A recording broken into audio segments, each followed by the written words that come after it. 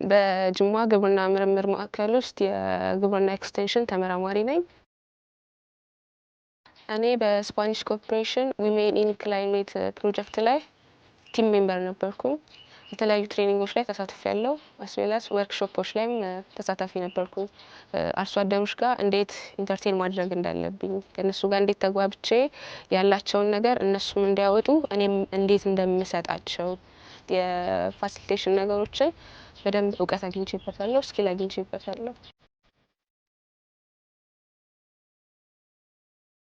እንደ አጠቃላይ እንደ ግብርና ኤክስቴንሽን ተመራማሪ የተለያዩ ስራዎችን ቢሮ እንሰራና በሌላ ቀን ደግሞ መስክ እንወጣለን ማለት ነው። መስክ ወጥተን ከአርሶ አደሮች ጋር ትሬኒንግ መስጠት ሊሆን ይችላል፣ ማሳ ላይ ምርምር መዘርጋት ሊሆን ይችላል፣ ሰርቶ ማሳያ ማሳዎችን መዘርጋት፣ እነሱን ነው አብዛኛው የምንሰራው።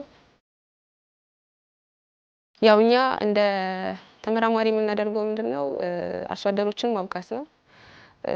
በእውቀት በክህሎት እንዲሰሩ አብረው እንዲጠቀሙ የተለያዩ ስልጠናዎች ላይ አብረው እንዲሳተፉ እናደርጋለን። ሴት አርሶ አደሮች ከቫልዩ ቼኑ ላይ ተጠቃሚ አይደሉም። ኦልሞስት ወደ 70% ያህል ግን ኮንትሪቢዩሽን አላቸው። በተጨማሪ ደግሞ ሴቶችን በማንኛውም የግብርና ዘርፍ ላይ ማሳተፍ 23% ምርትና ምርታማነትን እንዲጨምር ያደርጋል።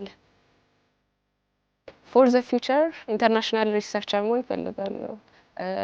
ኢትዮጵያ ውስጥ ላሉ ሴት አርሶ አደሮች ድምጽ መሆን እፈልጋለሁ። ስፓኒሽ ኮርፖሬሽን ይሄንን እድል ሰጥቶ ጀንደር ቤዝድ የሆነ ነገር ሞር ፎከስድ አድርገን እንድንሰራ ስላደረጉ እናመሰግናለን።